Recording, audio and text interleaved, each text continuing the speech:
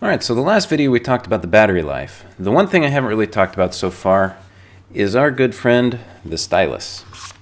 I talked about it a little bit in the first video, and since then, I haven't touched it since. And honestly, completely honestly, I have not pulled this out of that dock until just now from the very first video where I pulled it out and looked at it doing the original video.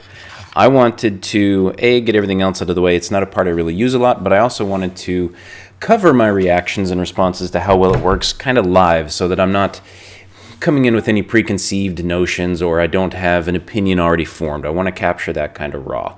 Now, again, to be clear, I'm not an artist. I cannot draw very well. Don't expect a lot of that. It's more for note-taking or things like that in my usage. I doodle every now and then. My daughter likes to play with the stylus on my Surface a little bit. And that's the only other real experience I have with the stylus if we don't go back to the old HP iPac mobile phones and PDAs and Palm Pilots and things like that. If we look at the Surface, the stylus is only attachable to the side through the magnetic charging port. That's the only place it goes. This is not going to stay on there. So I typically kept this in my backpack where, because it has a regular pen style top, I could store it without worrying about it getting lost. Downside is, when you go to carry it on the tablet, I worried it would get knocked off. Now, it's in there pretty good. That's not a weak magnet, but you bump up against the wall, it's going to come right off. In the Gen 3 and 4, I think, they added a little cover socket for it to go into to keep it from getting lost. Nice, but then you've got it flopping around on the other side of the cover. On the newest version, they have a little dock inside of the keyboard, which is nice. They changed the stylus up. That's okay, but again, I changed off the cover, these type covers, for a reason. Other competitors and a lot of people have complained, and again, I touched on this earlier in the first video a little bit, that these styluses are a little small. To me, the Surface Pro Gen 1 had the perfect sized stylus because this is the exact size of a pen/pencil. So if I pull up my favorite style of pen to use, and we compare these two, you can see that the stylus is just a little bit bigger. That's perfect. So I've got fairly reasonable sized hands. I can hold it in here. The little button here in the front is easily accessible at normal holding levels without a problem. Same to the pen. And on the back of it, there's actually a little, you can see it moves a little bit if this thing focuses, eraser portion of it that works surprisingly well. There's no battery, so it just powers on and moves forward. The downside is partly due to the way they handled the touchscreen on the older device. It's hard to see with it powered off and the battery's dead right now, unfortunately, but the distance between the glass panel on the front and the capacitive touch panel is a little bit far. I don't have the exact numbers in front of me, but it's far enough that when you try to hold the stylus up to the front of the screen, the point doesn't line up with what's actually being drawn on the screen a little bit. Now, you can compensate for this. It's not off by a drastic amount, but it is off. And that's probably due to the fact that this is more of a passive pen. It's not got a battery, it's not got an active transmitter, there's no communication really between it until it gets close to the screen and it just registers this as a touch point. It's not bad, it's just a different way of doing it. Now, a lot of people, for some reason, again, I'm not an artist, love these new thick, chunky pens that are like double the size of that stylus there. I don't like those. They require batteries that are external that then you have to fiddle with, carry batteries on, you hope they work. It's just, I don't like that style of setup and I don't like that system. And I don't like a big, thick pen because for me it's harder to be finessed and nice and finite with what I'm doing and drawing. So the thickness and the size of the Gen 1 Surface Pen, perfect for me. This guy, it does have a battery to make it more accurate, but it's charged off of the dock itself and it goes inside the unit. So there's no way I'm never going to have my stylus and I'm not going to have a battery power for it. Now, sure, the battery may wear out over time. I don't care. It'll still sit in there and it'll still be fine, and this is easier to deal with than the big, massive pens that are used by a lot of places now. Now, that's subjective. This is my personal opinion on that. If you're somebody who is an artist and you are able to do your job or draw or doodle with the thicker pen a lot easier, there's nothing wrong with that. Perfectly nothing wrong. And I believe you can use other pens with this screen. It just won't fit in the dock. Now again, my complaint as I try to hold this thing with this guy is that it's so short in setup. So if I grab my real world pen here and we hold the comparison, you can see Let me hold it up against something white. There you go. You can kind of see how short, let's do it sideways, how short that thing actually is now compared to a real world pen. Real world pen, you can see, just barely sticks about an inch off my hand. This one, if I hold it normally, the back of that stylus is pretty close to the back of my hand, making it a little difficult to hold it properly. Again, I haven't drawn with this yet, so we'll see if that's actually a problem once I get it down and I start writing with it. Based on where I'm holding it, I don't think it'll be a big deal. It's just, it may not be the best for artistic use. That's my call out on this pen versus the Surface one versus the real world pen or anything like that. But thickness wise, it's fine. It's just the way it sizes, it's probably not going to be the easiest to deal with. So with that said, I'm going to boot up the device. I'll get my other camera out and we'll set it up at a different angle. And what I'll do is I'll go through a couple of the different ways you can do it. Tablet mode, regular mode, and then tent mode to see just how well it functions and how well you can actually use the device in those modes. Primarily, I think most people would be using it in tablet mode to doodle. If you're going to be doing any mainstream drawing, turning it around and using it on the screen like this is going to be a lot more natural because it's more like holding a clipboard or a piece of paper or something like that. Using it in regular laptop mode, which is difficult to do when you're trying to open it from this position. Using it in regular laptop mode will probably be a little funky, and in this way, you'd probably just use your finger, which is primarily how I use the touchscreen in this mode. Tent mode, if you're set up on a countertop or something where you may be collaborating with some folks, then yeah, using it this way might be fine. But again, I think for the most part, people would be using it more like this with the whole laptop set on the desk. So you have more of like a Wacom tablet style setup for one of the professional designs where you can angle the screen much more naturally. Or again, going full tablet. Tent mode is just a little bit funky the way everything sets up on the countertop like this and would potentially slide. But we'll try it out. We'll see how it works. So with that said, let's jump in. And again, keep in mind, I have never used that stylus on this laptop screen to this moment. So this will be a very raw impression of what I think about it.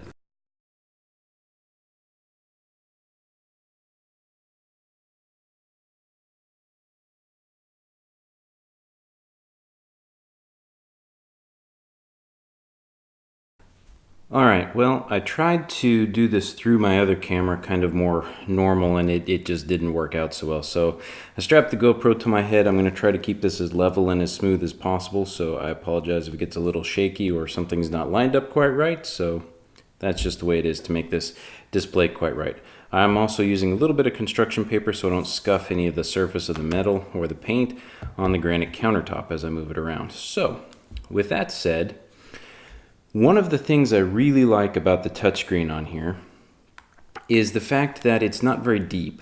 On the Surface, the membrane or the panel that registered the input of touch was a bit far away from the actual glass screen on the front, and that distance meant that there was a bit of an offset in there. In this screen, it's very thin and very close, so that when you get in here to actually do any painting, whatever, we'll just use a pencil. It's very responsive, very quick, and it works extremely well.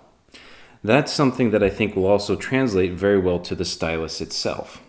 Now this is not the optimal mode for a stylus. This is much better for your finger to go back and forth. It's very natural for that type of a layout. Something that would work, and I talked briefly about this earlier, was you've got tent mode. No, I don't want to go into the tablet. Let me get this all the way on my construction paper here. All right, now this is going to slide a little bit on the countertop, but let's pop the pen out. So let me go back into my drawing. And with the stylus, you can, I don't know if you can see it, but there's a tiny little point there that tracks as the stylus gets near the screen. And that's because this is battery powered and the screen is registering its touch. One thing that I can say is that it's pretty dang accurate to the actual point of the stylus tip that's going to be touching the screen. I'll try and get a little closer. Hopefully it's not too blurry.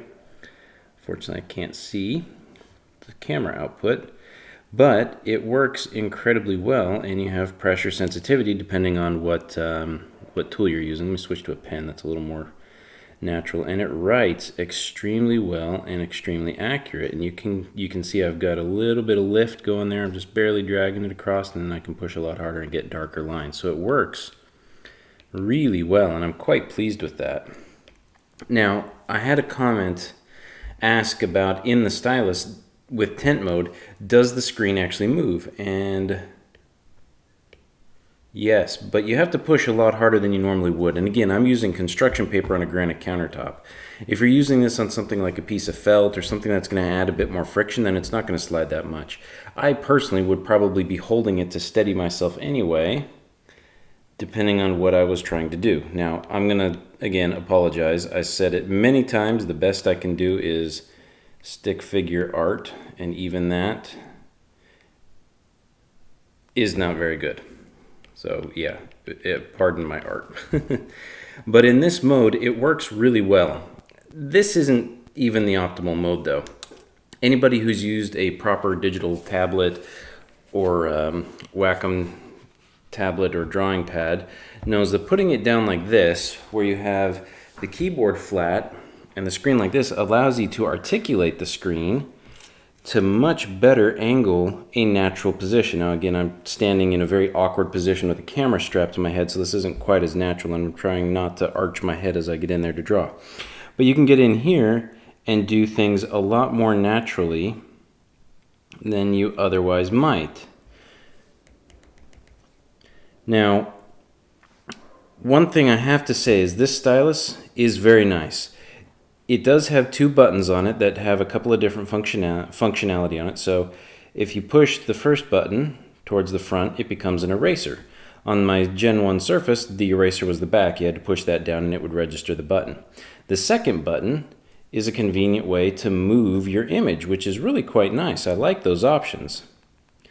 And then I think if you double do or long press or something, you get a different button option, and depending on the application you're in. Now the downside to these buttons that I don't like is they're too far up the stylus side. I don't hold my stylus with that much room on it. I typically hold my pen a lot closer down so that it rests naturally on the paper. When I'm in that mode, I can roll my thumb and hit the eraser, but I have to move my finger in order to move the drawing. And if you're in the middle of doing that and you need just a bit of a motion, it's going to be easier to double finger press and move the image instead of adjusting your hand on the pen. I'm not an artist, but I do know that having to readjust your pen once you get the right grip is going to be annoying, because you're ready for depth, pressure, and all of that. You're aligned, you're ready to go. So having to change that is something that's going to be a bit of a hassle and an annoyance. So that's my first ding against the stylus. I originally thought that its length was going to be a problem, but when you orient it with the buttons closer to your thumb, the edge of the charging handle is pushed outwards and away, so it really doesn't impact your hand like I thought it might. I have pretty large hands. I'm not going to say they're huge, but I do have pretty large hands, and this stylus fits fairly comfortably. It's not ideal. I would prefer it to be a little bigger, but the thickness of it is just fine. It's really just the length is my concern. This isn't going to be your artist's style of pen or stylus. I believe that you can buy aftermarket or different styluses that'll work with this just fine. This is great for note-taking or something quick, or a doodle or something like that. But I think if you are going to be a serious artist and you're going to use this for some much more intense drawing sessions and your hands are average to larger size, then you may want to look at a slightly larger pen. The folks that swear by the really thick ones, I'm sorry, I can't do a massive thick pen. I prefer these nice thin ones like I talked about earlier. Now, another complaint that I have with the stylus is something that I think is a major drawback. I love the responsiveness. I love how accurate and well it is. Yeah, there's a little bit of input delay, but it's not really that big of a deal. And if you're in here doing any fine tracing or you're doing any finite work, then that's not going to be a problem because you're not going super fast. But it does do a very good job, and it is very accurate.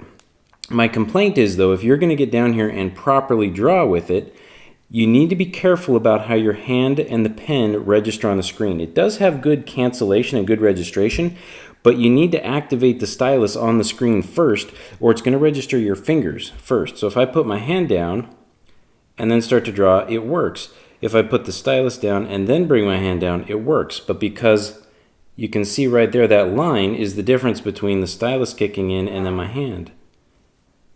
And now I have a line again. And now you can see here, I just moved the screen around. So if I bring it in again, I just zoomed in again as my hand came in contact with the screen. There's a number of little things like that that have really got to be in some way addressed better with the screen registration. Now maybe it's just something with this app. I'm not a super artist, so I don't go into that all the time. But if I'm here drawing and I'm working on that and I lift my hand, and you can see now I've got 2 registrations off my pinkies as I came down. I just put my hand down first and the screen zoomed in. So if you're moving around and you're doodling, or say you're shading, and suddenly the screen zooms in, it's going to drastically impact what you're doing, and you're going to have to either undo or reorient everything that you're working on, and that's not a very convenient thing to have to do. That's quite an annoyance and a hassle. Let me erase that. I don't need you on there. I've had that happen quite a bit in a variety of ways, and it was really annoying. I've gotten a bit better of the hang of it with just a little bit of practice. And again, the only practice I've got is just me using the other camera first to try and get some of this done. Now you can see the screen is stiff enough that it's not going to move, but it is going to wobble a bit. So if I was doing it like this, I would probably put my hand on the side and hold it. Oh, see, I just zoomed in and moved it, so now I got to reorient everything. If I was going to do that and do some light shade work or come in here and do anything like this, then having the extra hand to support the screen would help. Now if you have a very soft touch, that's fine, but when you're putting your hand and your weight on it, the screen is going to collapse. Now if you're in this mode, then holding it like a tablet, not a problem. But if you're working on a desk surface, this is going to be a bit of an issue. Maybe a little piece of foam or a small pillow or something under the back of it to keep the laptop's lid from closing, because this is the ideal angle that I think. And for me, just making a little fist and putting my hand in there like that works perfectly. Now it doesn't hold it all the way, it does bend a little bit on the side, but it works. So if I was, you can see hand registration there, if I was going to do this more seriously, then I'd probably invest in a little thing like that. Now if I'm doodling on my lap, then having the lid closed is not a problem. It works just fine. You can simply hold the device, and do whatever you need to do, and it works extremely well, and it's got a very firm build to it because the body is a solid metal piece, so not a big issue. Now as far as text goes, it's again very nice. So, hi, my name is Jason. So let me close out of that application. I don't need to load that. There's Windows search, which is nice. You tap in it and you're able to write, which I really actually like, and it works pretty well if I can get it to register properly. The finger touch is what really brutalizes this. So, hi there. Hi then. Close. I don't have the best handwriting. Oh, hi there. Oops. See, closed it. Touch issue. So let's try a different application. It does work pretty well with Windows Search, and I am impressed with how well it registers it. But I wanted to try OneNote out to see how well things work in here. Add pages. Well, let's add a page. Yay! So now I've got my text down here. I can do dictating, I can type, but it also registers that I'm using a stylus here. So, hi. See, it works pretty well.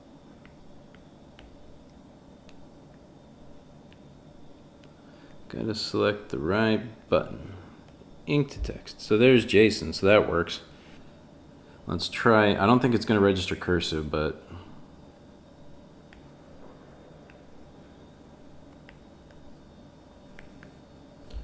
alright, Jason sucks at using this. Let's highlight my text. Okay, so it did get it, but the font's different. That's weird. I am too much. So let's grab the right tool here, highlight it. Well, that didn't work. Let's highlight the text. Okay, I apparently keep unregistering my assignment. Okay, what the heck?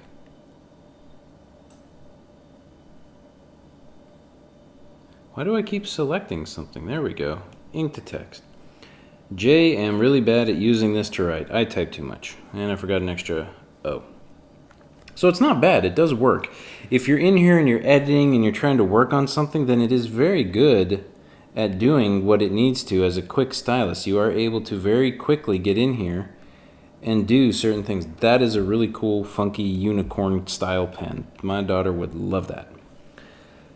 So the screen is extremely responsive and good. It just is going to take some getting used to. It's very different from anything I've used. The other problem that I have, if you noticed, is the pen glides really great across the screen. For finger responsiveness, that's great. It's very easy to maneuver the finger across the screen and get it to register what you want it to do. On my Surface, if you remember in the first video, I had a complaint about it that the screen was a little stiff to move across. When using the stylus, that was great because when I try to write, I'm used to a little bit of resistance and friction. Now on another pen, you could probably replace the nub with something that's not quite as smooth, which would work just fine. This, on the other hand, is more like using a ballpoint pen. I hate pens because of that smooth feeling. I prefer to write in pencil because it gives me a chance to A, redo my horrible handwriting, and B, I get the friction of moving across the screen. And that's what, personally, I really like. If you're used to using a pen, this is going to be great for you. And you can see how easily it registers handwriting. It's just, again, I suck at using pen, so. And I don't write in print either. I do not highlight and ink to text. I don't use pen often, but this regions my bad handwriting really well. Okay, so it's not bad. You can see what it does. If you're used to notes and you're ready to handwrite, this is going to be great. If you're looking to just jot down some fixes or highlight things in a Word document, this is going to be fantastic. This is the optimal layout for this stylus, in my opinion. It's just designed to work like this. Throw some music on this great sound bar, you'll love it. You can use it in tent mode. I just don't think this is going to be the optimal way to do it. You'll have a much better time of pushing against it, but the Surface, depending on what you're on, it's going to move back. Let me take it off this paper for a second. Oh, let's shut down my computer. How about? So it is a little more stiff on this, but it still moves across the surface, and I wouldn't want to scratch it up. So that's why I put it on this little piece of construction paper. So I would say that is probably something to consider if you're going to be using this on any type of a surface. Have something to lay it on. I personally would probably be using it in this mode, holding it in an interview or something like that, or I'd have it in my lap using it like this. If I'm going to be drawing or doodling or something, then I would definitely have it more like this, like a Wacom tablet, Wacom, whatever you want to call them, and set it up like that, and I think that would work best. And now you're getting a great reflection of me, so I'm going to put that down. So I think the stylus in this is really well. It has those couple of minor faults that I don't really hold wholly against it. I think the hand registration on the screen, at least in that application, the Fresh Paint or whatever it's called, is not very good. It needs to do a better job of registering the hand. There's probably a better application, and there's settings on here that I could probably play with to make that a little easier to deal with. But if you saw in OneNote, my hand wasn't as big of a deal when it registered it. It was a minor nuance, and it wasn't really a big deal the way I was taking notes. So depending on the application, it's different. I think the stylus is great. Again, it's not why I bought this. I just wanted something nice that I could use in occasional situations where I may need it real quick, and this still fits the bill perfectly for me. A couple tweaks and I think it'd be much better, but overall, I hope that gives you an idea of how well the stylus works, how accurate it is. I'm very impressed with the accuracy. The pen size doesn't bother me like I thought it would. I do wish it was slightly longer, but it's not a major negative. I wish the buttons were closer to my thumb so I didn't have to readjust everything on the stylus anytime I wanted to nick a button. But the buttons work very well. They're flush with the side, so it's not a problem to hold it very well. And I think it's a really good stylus overall. The screen registers its touch extremely well, just like with your finger with accuracy. Again, I think that's because they've compressed the stack layers on the screen. But hopefully that answered your questions, gave you some food for thought. Thank you for watching, and we'll see you next time.